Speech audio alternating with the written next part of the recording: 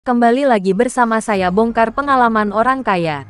Dato Sri Tahir yang dibahas kali ini, orang yang kaya ke-6 di Indonesia.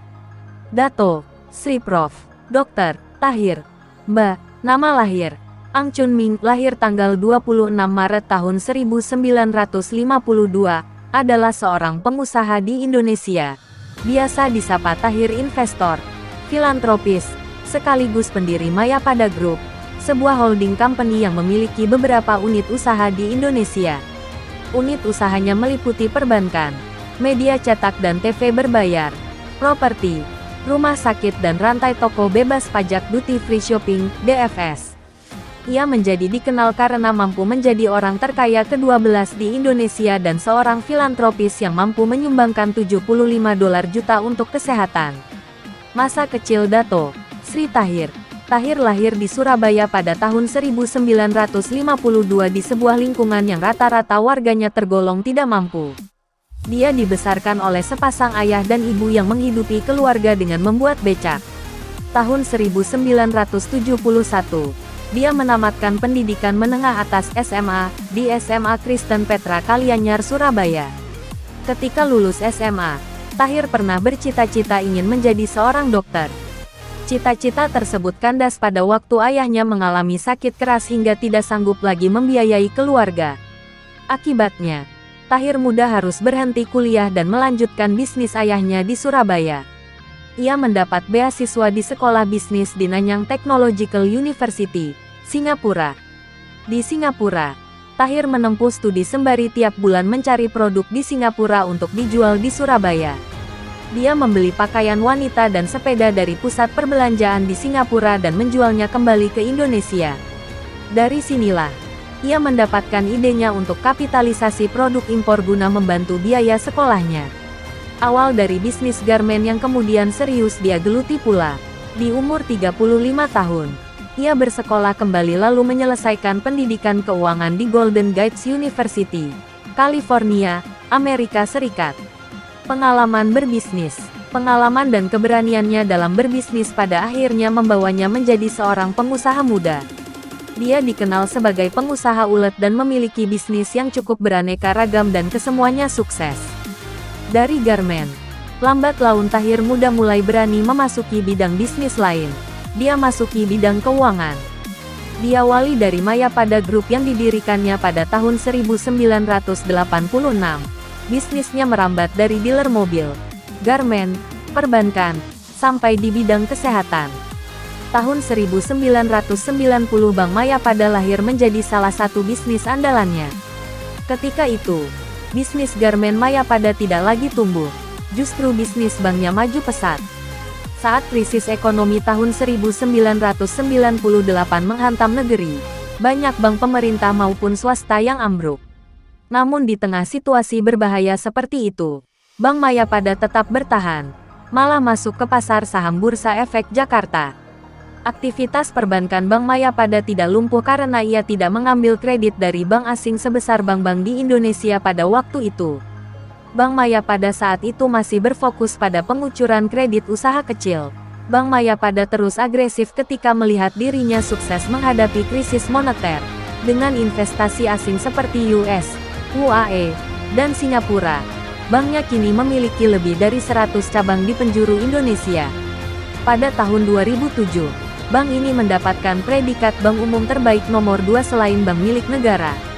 Penghargaan dikeluarkan oleh majalah Infobank, majalah tentang bank paling berpengaruh. Selain perbankan, Mayapada Group masih melanjutkan ekspansinya.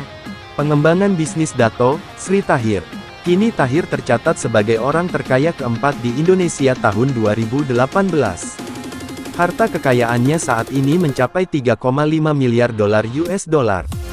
Setelah mendapatkan kesuksesan di bisnis garmen dan perbankan yang dia geluti, akhirnya dia mulai melirik ke sektor rumah sakit yang dilanjutkan dengan toko bebas BA serta perusahaan media. Perusahaan media yang dia lakoni sudah memiliki lisensi Forbes Indonesia.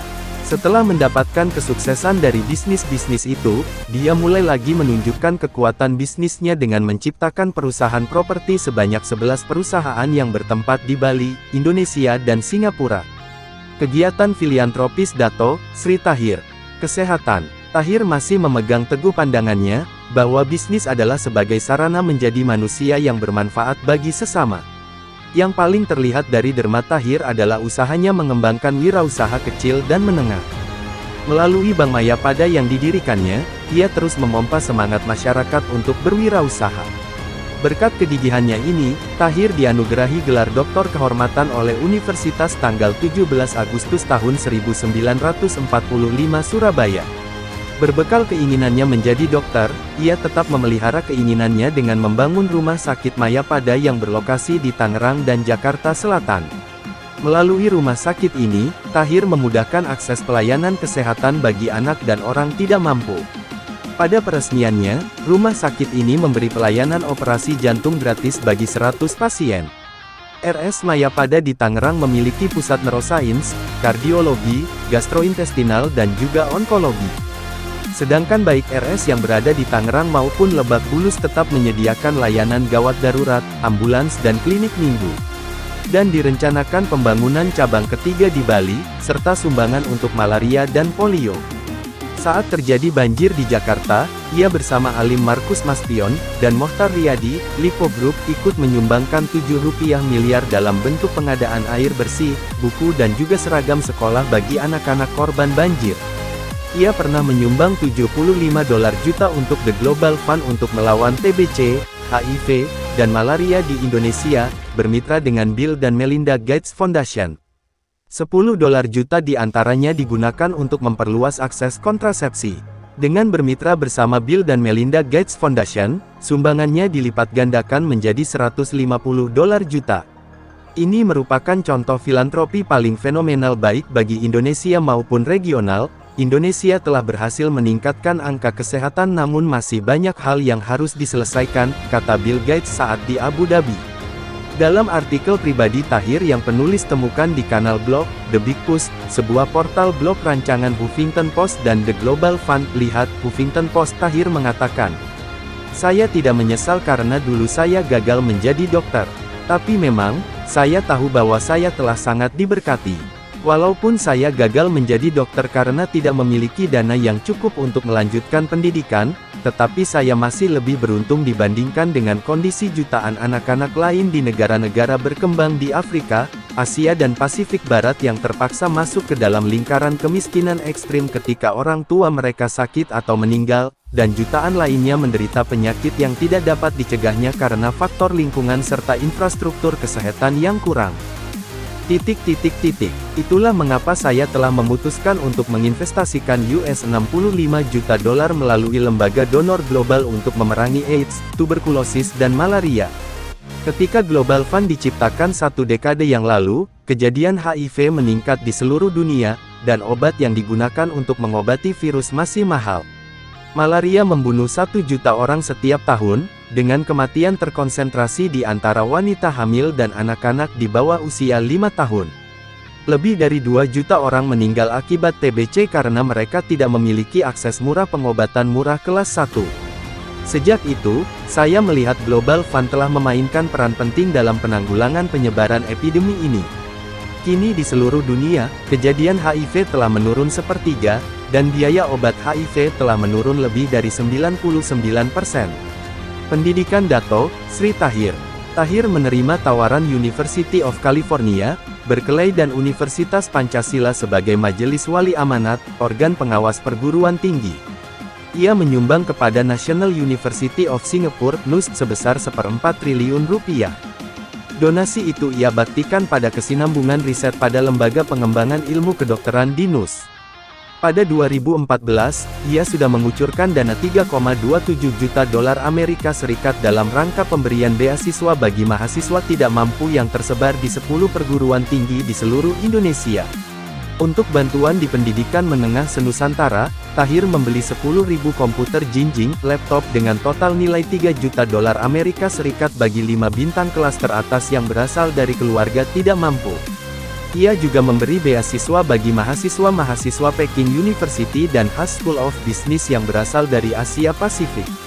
Istrinya, Rosi Riyadi juga menggagas Sosiopreneur, wirausaha yang berorientasi sosial dengan membuka outlet barang bekas di Bilangan, Jakarta Pusat. Outlet itu bernama H2H yang merupakan singkatan dari Helping 2 Hand.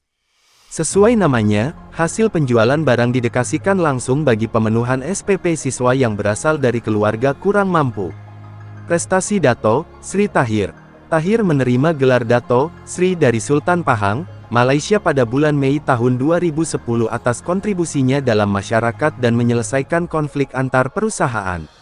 Tahir juga menerima gelar profesor dari Lingnan College, Sun Yat-sen University untuk periode Oktober tahun 2011 hingga September tahun 2014. Pada tahun 2011 Tahir mendapatkan penghargaan Chancellor's Citation dari University of California, Berkeley, Amerika Serikat atas kepemimpinan yang luar biasa dalam bisnis dan pengabdiannya dalam kegiatan filantropi dan pelayanan kepada masyarakat. Tahir juga tercatat sebagai orang Asia pertama yang menjadi anggota Wali Amanat University of California, UC, Berkeley, AS. Tahir diberikan penghargaan Entrepreneur of the Year 2011 dari Ernst & Young dan penghargaan di bidang pendidikan oleh Perdana Menteri Singapura Lee Kuan Yew 2011. Tahir kembali memperoleh gelar doktor kehormatan dari Universitas Gadjah Mada pada tahun 2016 dan ditetapkan menjadi anggota Majelis Wali Amanat Universitas Gadjah Mada pada tahun 2017. Jangan lupa pantau terus channel YouTube agus.aan.carikerja.com. Kedepannya kami akan bagikan cara mendapatkan pekerjaan di BUMN seperti saya ini.